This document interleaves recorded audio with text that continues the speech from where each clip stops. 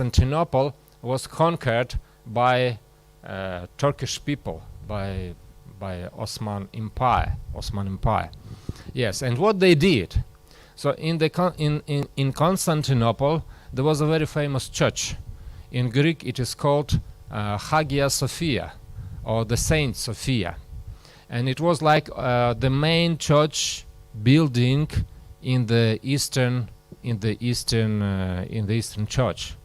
So what Turkish people did at that time, they changed this church into a mosque, and until now it is a mosque. And how did Christians comprehend this? So for them, do you remember what Paul said in the epistle to the Thessalonians, that in the church of God the son, or like son of just remind me, not son of devil but son of perish, yes, will sit. So Christians at that time understood it exactly like that, and they expected Jesus to come, and they expected not only Jesus to come, but they expected the end of the world. Just in 1603, another Dominican monk, Tommaso Campanello, predicted that in this year sun would collide with the earth, and of course it will be the end of the world. In the year 1666, people also were very much concerned about the end of the world, because this year has 666. Yes, and there were many other predictions like that. For example, oh, thank you very much. Okay, thank you. For example, on May 18, 1910, just about 100 years ago, the Halley's comet was approaching the Earth. And do you know what people said at that time? At that time, the science was already developed very much, and when they looked through telescope, they were able to understand that in the tail of this comet there are many poisonous gases, and the comet must come just beside the Earth, very close to the Earth. And people were afraid, and some people even said that these poisonous gases will penetrate the Earth's atmosphere, and because of that all people of the Earth will die. And some, like business people, even started selling antidotes, but of course it was just a business, and of course nothing like this happened. And when we approach our time, so you remember very well that there are many dates when people were waiting for the end of the world. I remember in the year 2000, so people were waiting that it will be a kind of a computer crisis, when the computer will not be able to change the dates or something like that. Even recently, I remember there was a kind of uncertainty in the world, because people say that in one, I don't remember which year exactly, it seems to me 2012, the Maya calendar ended, and they believe that because it is ended and the events are predicted, it will be the end of the world, and many other predictions of the end of the world. But what has changed? Something important has changed in the course of the Christian history. So what event did first Christians wait for? They were waiting for coming. They were waiting for Jesus to come. And later on, what were people waiting for? The end of the world. So do you see, even the terminology changed, and this is an important change, because one thing is wait for Jesus to come, and another thing is wait for the end of the world. So because coming of Jesus is the event that people are at the end of the world, it's something terrible. Nobody wants the end of the world to happen. So what Christians did, they removed Jesus from this event. And when they removed Jesus, what remained? Only the end of the world. And of course, when it is a terrible event. And now I would like to read one parable. And it seems to me Jesus predicted this in this parable. And this parable is written in the Gospel of Matthew chapter 24. And let us read from it. Is that servant whom the master finds doing his job when he comes. Truly I tell you, he will put him in charge of all his possessions. But if that wicked servant says in his heart, my master is delayed, and starts to beat his fellow servants and eats and drinks with drunkards, that servant's master will come on a day he doesn't expect him, and at an hour he doesn't know. He will cut him to pieces and assign him a place with the hypocrites, where there will be weeping and gnashing of teeth. Okay, here Jesus used a parable. But before just analyzing this parable, I just want to tell several words about the context. Actually, what we have here in chapter 24 and chapter 25, it is the last sermon of Jesus. The last sermon before his crucifixion. So these are the last words that he told to his disciples. And these two chapters can be divided on two parts. The first part is chapter 24 mostly, and it says about the signs of the second coming. So actually in this part Jesus is telling what will happen in the world before he comes. But in the chapter, in the end of chapter 24 and in chapter 25, the material is changed, the character of material is changed. And now we have parables. And Jesus in those parables actually tells us not about what will happen in the world, but all those parables are addressed to the disciples. And he told us what will happen in the church. So if the first part of the book of chapter 24 of the book of Matthew is about what will happen in the world, chapter 25 and this parable in the end of chapter 24 is about what will happen in the church. So that is why this parable, and not only this parable, but all those parables are very, very important for us. And what is also important? Those parables are called eschatological parables. So what does it mean, eschatological? Eschatology, it's a Greek word which means the teaching about the end. So these are eschatological parables because they speak about the end, what will happen in the end. So that is why those parables are very, very important.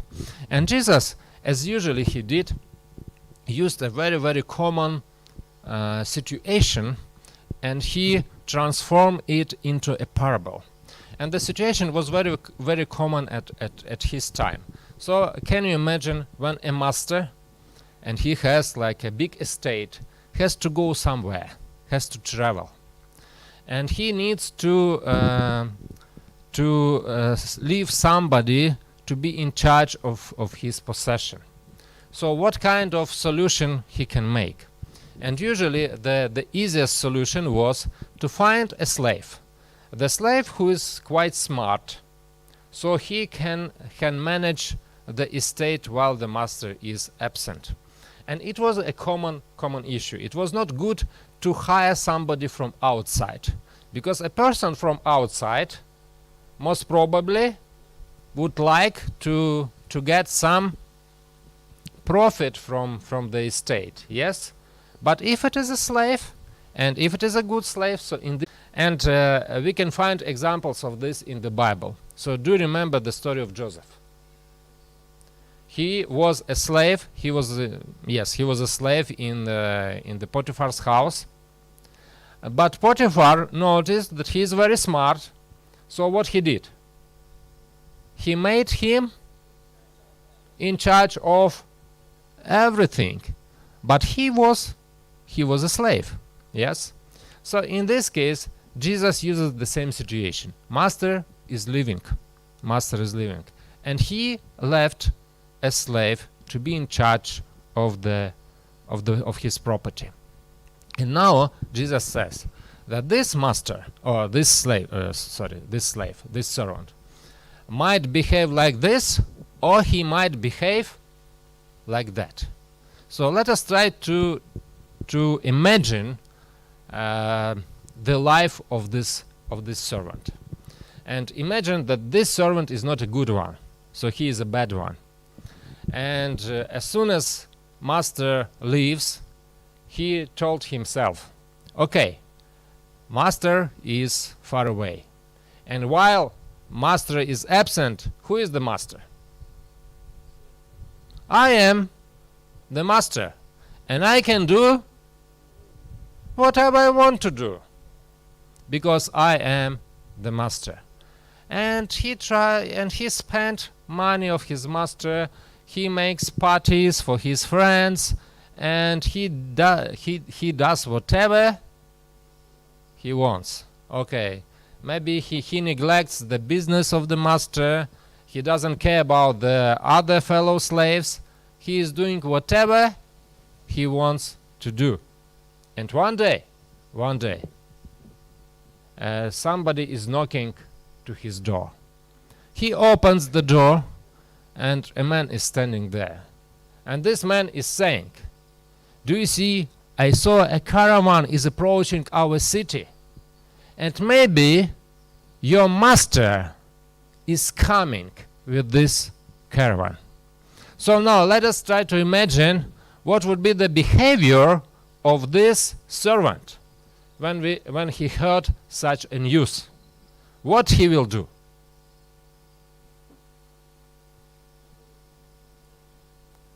What he will do? What will he do? He will try to put everything in order. Yeah?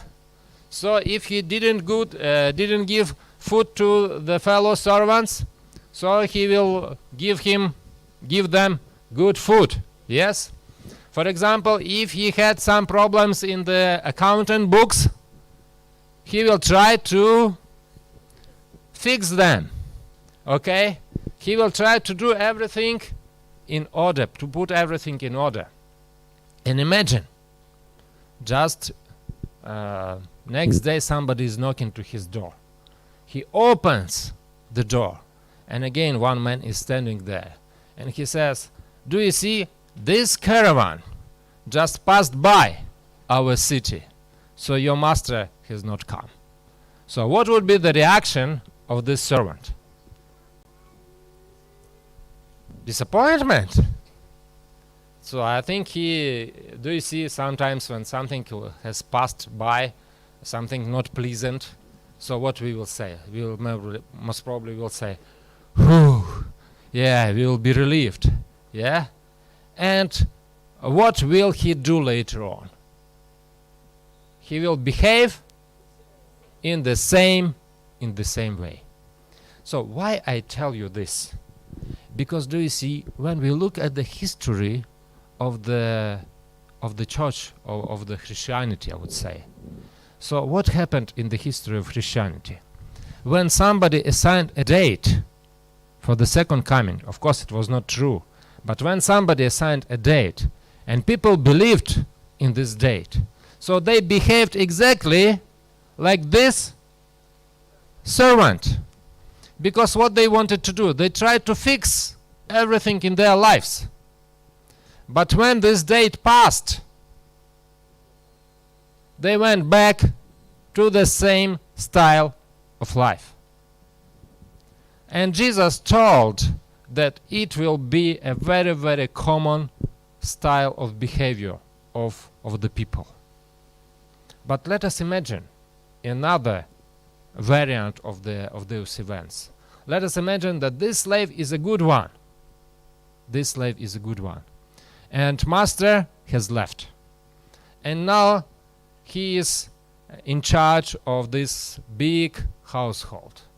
And he needs to solve a lot of problems. Like, for example, he doesn't know will be a drought this year, or it will be a year with a lot of rains. And he doesn't know what to plant. Shall he plant corn, or shall he plant, I don't know what, potato, or what else? Rice, or wheat. Yes. And tax collectors are coming. And those tax collectors require a lot of money. And when the master was there, he took care of everything. And now he has to solve all those problems in the household. And imagine that the slaves sometimes do not live peacefully with each other. And he has to pacify them. And there are many, many, many other problems that he has to solve every day. And one morning, somebody is knocking to his door. He opens the door, and he saw a man standing. And this man is saying, do you see, I saw a caravan is approaching the city. And maybe your master is coming with this caravan. So what would be the reaction of this man?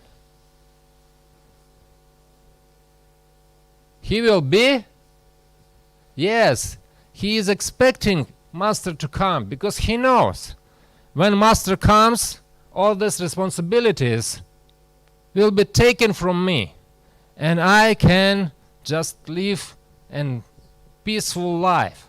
Okay, and he is waiting for Jesus to come. So Jesus, in this parable, just explained these two types of behavior of Christians. Because remember, those parable was told not about the world, but it was told about what? About the church behave either like one slave or one servant, or as another servant. And now, our time is not on our side. Now, I just want to ask you one question. And I know that Christians don't like this question. This question is very simple. Are we ready for the second coming of Jesus or not? I know every time when I ask this question,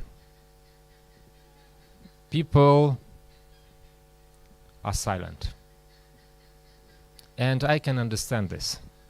Because do you see, if I say I am ready, it might look like I'm self-confident. And all of us know that actually not all of us, that all of us are not perfect. We have some challenges in our lives. And do you see, sometimes it's difficult to say that I am ready for the second coming. But today, and this is an important issue, I want to suggest to you one very simple test. And by this test, you can, for yourself, you can just define, you can just understand, are you ready for the second coming or not? And this is a very, very simple test. So do you see, we are ready for the second coming if the second coming is the most desirable event in our life. If we want Jesus to come more than anything else in this world. Because, I will tell you why. Because do you see, we will never be perfect. There will be never a moment when we will be sinless. Okay? There will be always something that maybe is not okay in our life. But Jesus is not expecting us to be perfect. Of course, he is expecting us to be perfect, but he understands that we have sinful nature. But if coming of Jesus is the most desirable event, so it means that we are ready. But if there is something else in my life that is more important for me than coming of Jesus, it means I am not ready. Okay? And I can understand that many of us, we might have a lot of temptations. So somebody can say, okay, I am not married yet. I want to marry, and after that, okay, let Jesus come. Okay? Or somebody can say, okay, I want to build a house. I want to live a little bit in a good house in this world. Or somebody have some other plans that has not been fulfilled yet. But if there is something that is more important than Jesus coming, it means that we are not ready yet. And the Bible actually tells about this. And I like one verse. May I ask somebody to read 2 Timothy chapter 4 and verses 7 and 8. 2 Timothy chapter 4 and verses 7 and 8. It says, 4 verses 7, I have fought the good fight, I have finished the rest, I have kept the faith. 8, now there is in store for me the crown of righteousness, which the Lord, the righteous judge, will award me on that day, and not only me, but also to those who have longed for his appearing. Okay, who long for his appearing. May I ask somebody, maybe somebody has another version? So this phrase, long for his appearing, in other versions is written like King those James. who love. King James version. Yeah, please. 4 verse. Just the last sentence. The last 8, henceforth there is laid up for me a crown of righteousness, which the Lord, the righteous judge, shall give me at that day, and not only me, but also to all them that love his appearing. Okay, thank you very much. Those who love, he is appearing. So what Paul is saying in this verse? Actually, do you see? Second epistle to Timothy was written when Paul was already in the prison, and he knew that he will not be released from this prison. He knew that he will be executed. And in this moment, he wrote this epistle to his friend and to his, fellow worker, Timothy. And he actually says, okay, I'm prepared already. I am ready for Jesus to come. And he says that Jesus also is preparing something for me. He is preparing a crown for me. And what is important, he says, not only for me, but also for those who love, he is appearing. So he says that in this world there are two groups of people actually. Those who love this appearing, and those who do not love. And those who do not love this appearing, can you also read verse number 10? Verse number 10, for Demas hath forsaken me, having loved his present world. Okay, thank you very much. He speaks about his also fellow worker, Demas. And this man, Demas, actually worked with Paul for a long time. But at this moment, he departed from Paul. And what he says, he loved this world. So what Paul is saying, there are two groups of people in this world. And one group of people are those who love the appearing of Jesus. They love the day of second coming. And they are waiting for this day. and there is another group of people. And this another group of people loved this world. And do you see? Satan will try to do his best to make us love this world. So he will try his best to make us love this world. So he will suggest good careers for us. He will suggest and he will offer all the riches of this world because he wants us to love this world. But Jesus or Paul says no. And Jesus says also, don't love the world, but we need to love the day of his appearing. And there is a question, how can we love the day of his appearing? How can we love this day? And I believe it's very easy, because do you see, when Jesus comes,